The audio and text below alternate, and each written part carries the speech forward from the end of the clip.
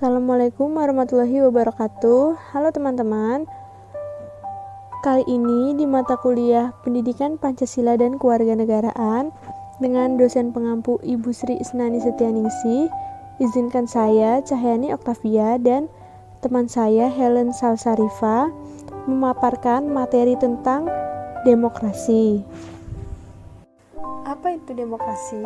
Pengertian demokrasi menurut bahasa terdiri dari dua kata yang berasal dari bahasa Yunani, yaitu demos yang berarti rakyat atau penduduk suatu tempat, dan kertein atau kratos yang berarti kekuasaan atau kedaulatan.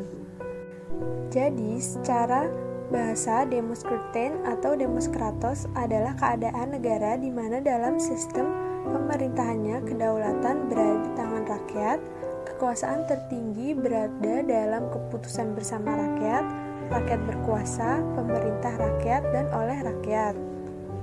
Dan menurut Kamus Besar Bahasa Indonesia atau biasa kita singkat dengan KBBI, demokrasi adalah gagasan atau pandangan hidup yang mengutamakan persamaan hak dan kewajiban serta perlakuan yang sama bagi semua warga negara.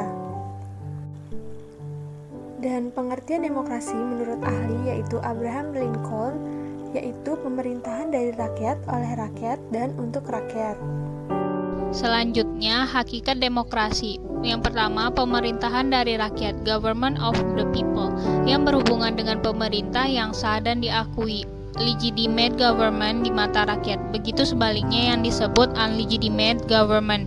Yang kedua, pemerintahan oleh rakyat, government by the people, suatu pemerintah yang menjalankan kekuasaan atas nama rakyat bukan atas dorongan sendiri.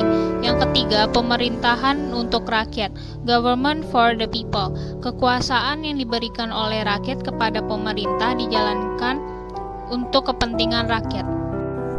Selanjutnya, syarat-syarat demokrasi. 1. Perlindungan secara konstitusional.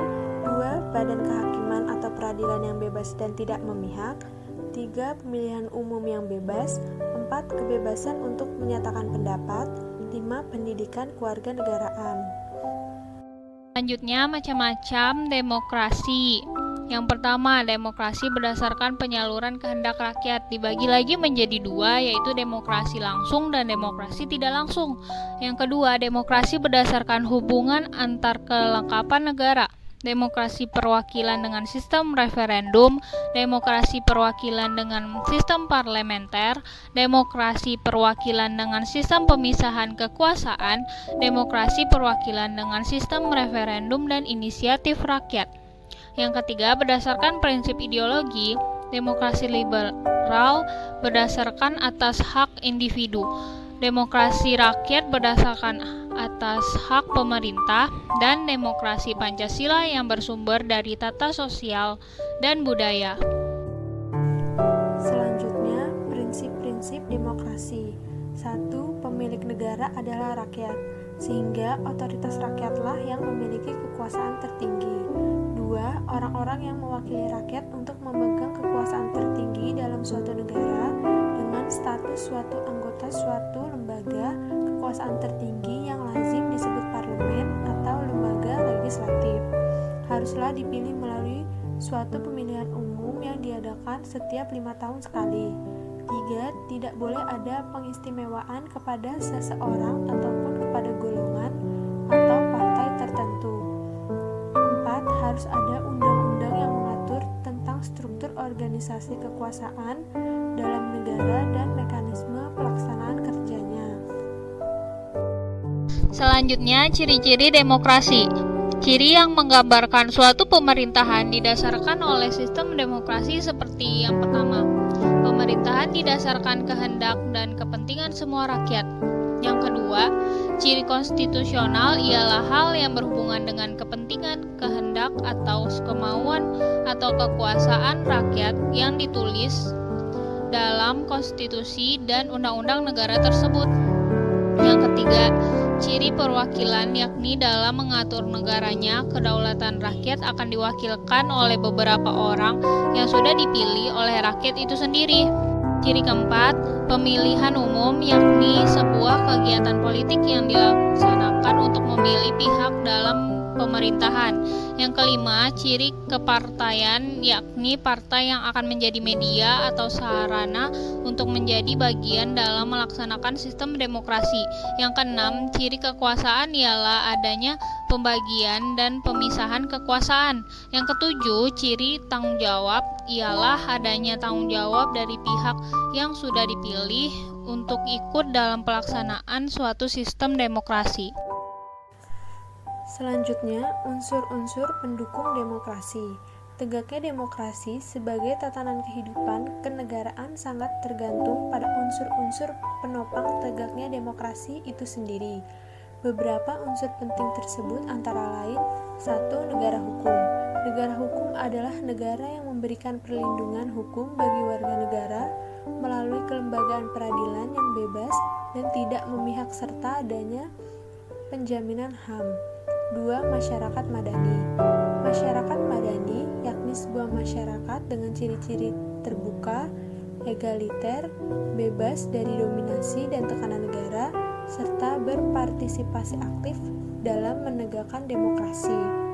3. Aliansi kelompok strategis yang terdiri dari partai politik, kelompok gerakan dan kelompok penekan atau kelompok kepentingan termasuk di dalamnya pers yang bebas dan bertanggung jawab. Selanjutnya, Undang-Undang Dasar 1945 tentang demokrasi. Pasal 1 ayat 2, kedaulatan berada di tangan rakyat dan dilaksanakan menurut Undang-Undang Dasar. Pasal 2 ayat 1, MPR terdiri atas anggota DPR dan anggota DPD yang dipilih melalui pemilihan umum dan diatur lebih lanjut dengan undang-undang. Pasal 6 ayat 1, calon presiden dan calon wapres harus seorang warga negara Indonesia sejak kelahirannya dan tidak pernah menerima kewarganegaraan lain karena kehendaknya sendiri tidak pernah mengkhianati negara, serta mampu secara rohani dan jasmani untuk melaksanakan tugas dan kewajibannya sebagai presiden dan wapres. Pasal 6A ayat 1, presiden dan wapres dipilih dalam satu pasangan secara langsung oleh rakyat. Pasal 6A ayat 2, pasangan calon presiden dan wapres diusulkan partai politik atau gabungan partai politik serta pemilihan umum sebelum melaksanakan pemilihan umum. Selanjutnya, ayat Al-Quran yang berkaitan dengan demokrasi sebagai berikut. Berikut di sini ada studi kasus yang kelompok kami ambil, yaitu unjuk rasa. Unjuk rasa yang dilakukan untuk menolak Undang-Undang Cipta Kerja yang akan disahkan oleh pemerintah, yang mana menurut masyarakat ada poin-poin yang akan merugikan masyarakat itu sendiri. Unjuk rasa dilakukan pada tanggal 8 Oktober 2020 serentak hampir di seluruh wilayah di Indonesia. Dominannya dihadiri oleh mahasiswa dan para buruh yang tidak menyetujui undang-undang ini.